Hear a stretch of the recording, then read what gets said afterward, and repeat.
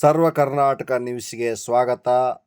ನಮ್ಮ ಚಾನಲ್ಗೆ ಸಬ್ಸ್ಕ್ರೈಬ್ ಮಾಡಿ ಮತ್ತು ಲೈಕ್ ಮಾಡಿ.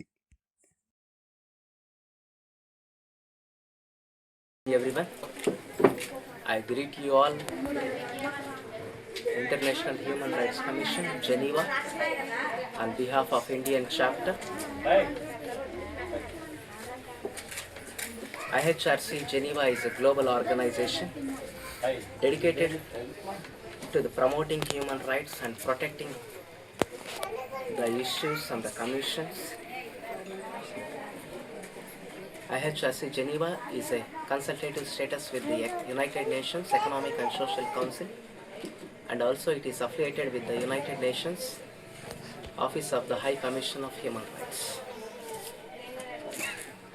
మానవ హక్కులను కాపాడే దిశగా, మానవ హక్కులను పొందేటువంటి విధముగా ప్రతి వ్యక్తికి ఈ యొక్క సామాజిక న్యాయము జరిగించాలని, ప్రతి వ్యక్తి స్వేచ్ఛగా తిరగాలని, ప్రతి వ్యక్తి స్వేచ్ఛ కలిగిన జీవితాన్ని జీవిస్తూ వారి యొక్క హక్కులలో వారు ముందుకు వెళ్ళాలని ఈ యొక్క అంతర్జాతీయ మానవ హక్కుల కమిషన్ భారతీయ రాష్ట్ర అధ్యక్షుడిగా, అలాగే అంతర్జాతీయ అంబాసిడర్గా మరి ప్రతి ఒక్కరిని ప్రోత్సహిస్తూ ఉన్నాం. మరి వేదికను అలంకరించినటువంటి పెద్దలు, వేదికను అలంకరించినటువంటి పూజ్యులు, మరి ఈ సమయంలో ఈ యొక్క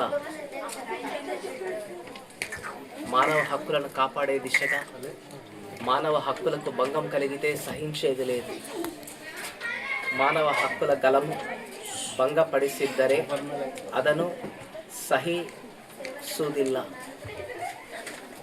ಮಾನವ ಹಕ್ಕುలకు ಭಂಗం కలిగితే సహించేది లేదు. We can't tolerate any injustice happen for any kind of human being. For this, my caste is humanity, and the religion is love, and the language is heart. Finally, I believe in God, that is omniscient, omnipotent and omnipresent. Thank you one and all.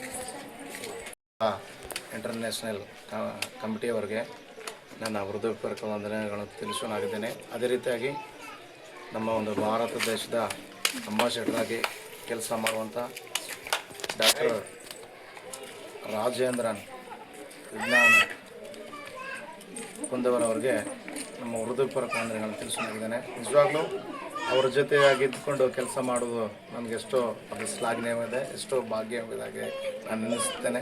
ನಿಜವಾಗ್ಲೂ ನಮ್ಮ ಸುತ್ತಮುತ್ತಲು ನಡೆಯುವಂಥ ಅನ್ಯಾಯ ಅಕ್ರಮಗಳ ಬಗ್ಗೆ ನಾನು ಧ್ವಜವೆತ್ತಿ ಈ ಒಂದು ಮಾನವ ಹಕ್ಕುಗಳನ್ನು ಉಪಯೋಗಿಸಿಕೊಂಡು ಅನ್ಯಾಯ ನಡೆಯುವ ಕಡೆ ನ್ಯಾಯವನ್ನು ಒದಗಿಸಲಿಕ್ಕೆ ನಾನು ಯಾವಾಗಲೂ ನಿರಂತರ ಕೃಷಿ ಮಾಡುವನಾಗಿದ್ದೇನೆ ಎಂಬುದಾಗಿ ಎರಡು ಮಾತನ್ನು ಹೇಳಲಿಕ್ಕೆ ಇಷ್ಟಪಡ್ತೇನೆ.